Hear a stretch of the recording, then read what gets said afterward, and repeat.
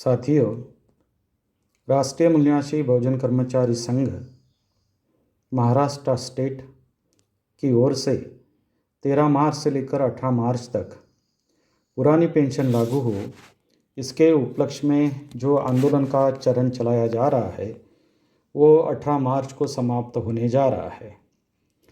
साथ में ही महाराष्ट्र में कर्मचारियों के अलग अलग संगठन के द्वारा सुकानू कमेटी बनाकर जो महाराष्ट्र स्तर पर आंदोलन किया जा रहा है, तो हमारे अपने जो कलीग्स लोग हैं अलग अलग संगठन में, उनके द्वारा फ़ोन आया है कि सर आप अलग क्यों कर रहे हो, विषय एक ही है तो आप साथ में क्यों नहीं कर रहे हैं।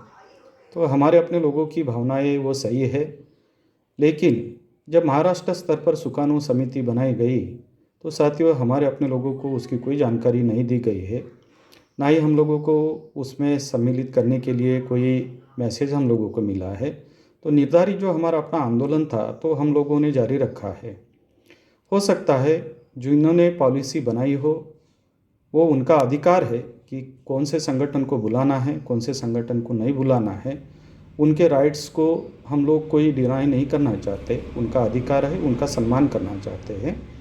लेकिन आंदोलन में जो अभी महाराष्ट्र में आंदोलन अलग अलग संगठन का सुकानू समिति बनाकर जो मुद्दा रखा है पेंशन का, वो सही मुद्दा है, उस मुद्दों को समर्थन है।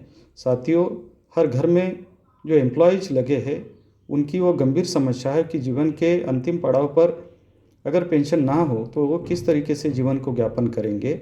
इस विषय को बीते 6 साल से हम लोग गली से लेकर दिल्ली तक यानी राष्ट्रीय 2019 में राष्ट्र स्तर पर आंदोलन किया है और पिछले साल 3 राज्य स्तर पर हम लोगों ने पेंशन को लगाने के लिए आंदोलन किया है। अभी इस साल का ये पहला आंदोलन हमारा चल रहा है, तो उस मुद्दे को हमारा समर्थन है। और साथ ही साथ में कल हमारा 15 तारीख को राज्य स्तर का मीटिंग हो गया है। उसमें हम लोग भी अब सरकार को नोटिस दे रहे हैं 14 दिन का। साथियों, एक इस तरीके से आंदोलन को करने के लिए जो हमारे अपने मेंबर है उन मेंबरों की यानी कर्मचारियों की भी सेफ्टी की ध्यान रखना जरूरी होता है। आंदोलन में साथियों लीगली एक कानून है, हम लोग civil conduct code, service conduct code के अधीन है। तो 14 दिन के उपलक्ष्य में, आंदोलन के उपलक्ष्य में 14 दिन के पहले नोटिस देने की आवश्यकता होती है। हम 18 तारीख को इस नोटिस को दे रहे हैं और हम भी महाराष्ट्र स्तर पर जो आंदोलन चल रहा है उसको पिकअप करने के उपलक्ष्य में सम्मिलित हो गए। महाराष्ट्र बंद का भी हम लोग आंदोलन करेंगे। इसीलिए महाराष्ट्र सरकार को हमारा मानना कहना यह है कि आप लोग पुरानी पेंशन को लागू करें।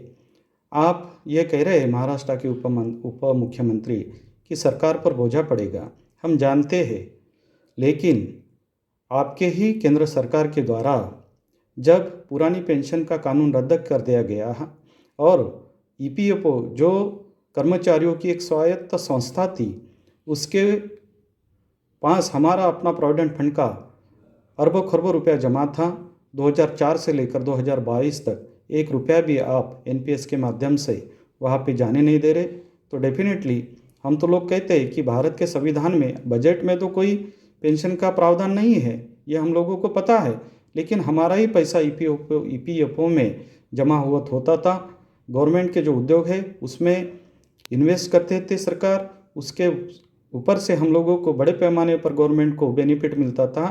तो हम लोगों को प्रोविडेंट फंड पर ब्याज के साथ हमारे पैसों से ही हमारी पेंशन चलती थी। निरंतर रूटीन में उतने प्रतिशत में कर्मचारी आते थे इन सर्विस में, उतने प्रतिशत में कर्मचारी रिटायर्ड होते थे, तो वो पैसा ऑटोमेटिकली प्रोविडेंट फंड के रूप में जाता था। तो ये जो लीगल संस्था है, ये लीगल संस्था ही आपने समाप्त कर दी, तो आप अभी पेंशन के उपलक्ष्य में बोझा डालने का कारण हमें क्यों बता रहे हैं। प्रोविडेंट फंड के यानी एम्प्लॉयज प्रोविडेंट फंड के इस स्वायत्त संस्था को आप फिर से चालू करें और केंद्रीय स्तर पर आपने आपके सरकार के द्वारा जो पुरानी पेंशन का कानून रद्द किया है उसको फिर